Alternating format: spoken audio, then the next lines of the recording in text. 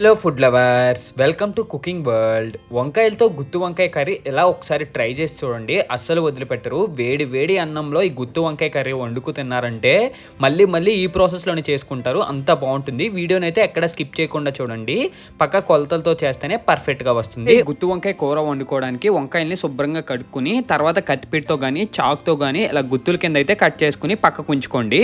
తర్వాత ఒక ప్లేట్లోకి చిన్నగా కట్ చేసి పెట్టుకున్న ఉల్లిపాయ ముక్కల్ని ఒక మిక్సీ జార్లోకి అయితే వేసేయండి. ఈ ప్రాసెస్ అయితే చాలా సింపుల్గా ఉంటుంది, కాకపోతే పక్క కొలతలతో చేస్తేనే పర్ఫెక్ట్గా వస్తుంది. ఇలా మిక్సీ ఆడుకుని ఈ పేస్ట్ను ఒక ప్లేట్లోకి తీసుకోండి. దీంతో పాటు ఇంకొక పక్క సన్నగా చీరిన పచ్చిమిరపకాయలు తీసుకోవాలి. 6 నుండి 7 పచ్చిమిరపకాయలు అయితే సన్నగా చీరుకుని పక్కకు తీసుకుంటే సరిపోద్ది అనమాట. ఇలా పక్కకు తీసుకున్న ఉల్లిపాయ పేస్ట్లోకి 1 టేబుల్ స్పూన్ పసుపు, అలాగే ఇందులోకి తగినంత సాల్ట్ వేసుకోండి. సాల్ట్ వేసుకున్న తర్వాత ఇందులోకి కొద్దిగా కారం వేసుకోండి. 1 నుండి 2 టేబుల్ స్పూన్లు అయితే పడుతుంది. మనం ఎంత క్వాంటిటీ చేసుకుంటున్నామో దాన్ని బట్టి అయితే వేసుకోవాలన్నమాట. ఇలా మొత్తం పసుపు, ఉప్పు, కారం వేసుకున్న తర్వాత ఇప్పుడు ఇందులోకి 1 టేబుల్ స్పూన్ అల్లం వెల్లుల్లి పేస్టు, అలాగే ఇంట్లో తయారు చేసి పెట్టుకున్న స్పెషల్ మసాలా పొడి అయితే వేసుకోండి. మసాలా పొడి వేసుకుని కొద్దిగా ధనియాల పొడి వేసి చూపిస్తున్న విధంగా చేత్తో మొత్తం ఉల్లిపాయ పేస్ట్తో కలిసేంత వరకు బాగా మిక్స్ చేసుకోవాలి. ఇలా ఎర్రగా తయారైన తర్వాత పక్కకు ఉంచుకోండి.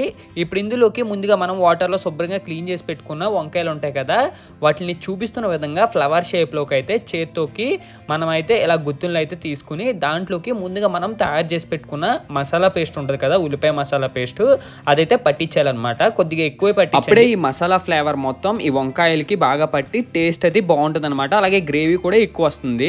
సో అందుకని చెప్పేసి వంకాయల్లో మనం ఎక్కువ స్టఫింగ్ అయితే పెడతాం అనమాట. ఈ విధంగా మొత్తం వంకాయలన్నీ తయారు చేసుకుని ఒక ప్లేట్లోకి అయితే పక్కకు ఉంచుకోవాలి. ఇప్పుడు స్టవ్ మీద ఒక పెద్ద కడాయి తీసుకుని అందులో ఆయిల్ వేసుకోండి. ఆయిల్ కాసేపు వేడెక్కాక స్టవ్ని లో టు మీడియం ఫ్లేమ్లో పెట్టుకుని ఇప్పుడు ఇందులోకి ముందుగా మనం తయారు చేసి పెట్టుకున్న వంకాయ గుత్తులు ఉంటాయి కదా, అవి అయితే ఒక్కొక్కటిగా అయితే వేసుకోవాలి. ఇది వాటర్లో కడిగాం కాబట్టి ఆయిల్లో వేసినప్పుడు కొద్దిగా జాగ్రత్తగా చూసుకోండి, ఎందుకంటే పైకి అయితే చిందుతుంది అనమాట. ఇలా కాసేపు మూతతో క్లోజ్ చేసి కాసేపు అయితే వంకాయలని అయితే మగ్గనివ్వాలి. తర్వాత ఒకసారి మూత ఓపెన్ చేసి చూస్తే ఇలా మనకి బ్రౌన్ కలర్లో అయితే మారుతుంది. తర్వాత మళ్ళీ రెండో పక్క కూడా ఉడికేందుకు మనం గరిటతో ఒకసారి బాగా తిప్పుకుని మళ్ళీ మూతతో క్లోజ్ చేసేయాలి. ఇలా కాసేపటికి ఆయిల్ పైకి తేరి మనకైతే గ్రేవీ బయటకు వస్తుంది. అప్పుడు ఇందులోకి తగినంత వాటర్ వేసుకోండి. వాటర్ వేసుకున్న తర్వాత సన్నగా చీర పెట్టుకున్న పచ్చిమిరపకాయలు ఉంటాయి కదా, అవి కూడా వేసేయండి. ఇవి వేయడం వల్ల మంచి చిల్లీ ఫ్లేవర్ అయితే వస్తుంది అనమాట. గరిటతో పెట్టకుండా చూపిస్తున్న విధంగా దాకా అటు ఇటు కదిపితే మొత్తం అంతా బాగా కలుస్తుంది. తర్వాత ఇందులోకి తగినంత సాల్ట్ వేసుకోండి. ఆల్రెడీ గుత్తుల్లో వేసుకుంటాం కాబట్టి దాన్ని బట్టి అయితే వేసుకోవాలి. కాసేపు మూత క్లోజ్ చేసి ఇది బాగా ఉడికాక ఇందులో కొద్దిగా కొత్తిమీర వేసేసుకోండి.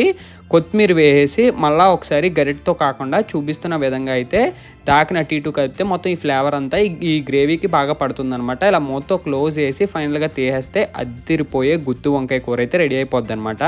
ఈ ప్రాసెస్ అయితే చాలా సింపుల్గా ఉంటుంది. ఎక్స్ట్రాగా మనం గ్రేవీ అయితే ఏం తయారు చేసుకో అవసరం లేదు. ఉల్లిపాయ పేస్ట్ చేసుకుంటాం కదా, అదే సరిపోతుంది. ఇలా మనం వేడి వేడి వంకాయ కూరని మనం రైస్లో కలుపుకు తింటే టేస్ట్ అయితే అద్దిరిపోతుంది. ఎస్పెషల్లీ మజ్జిగ చారులోకి కానీ లేకపోతే పప్పు చారులోకి కానీ టేస్ట్ అయితే నెక్స్ట్ లెవెల్లో ఉంటుంది అనమాట. That's it for today guys. Video మీకు నచ్చినట్టయితే లైక్ చేసి షేర్ చేసి సబ్స్క్రైబ్ చేయండి. ఇంకా నెక్స్ట్ వీడియోలో మళ్ళీ కలుద్దాం. బాయ్.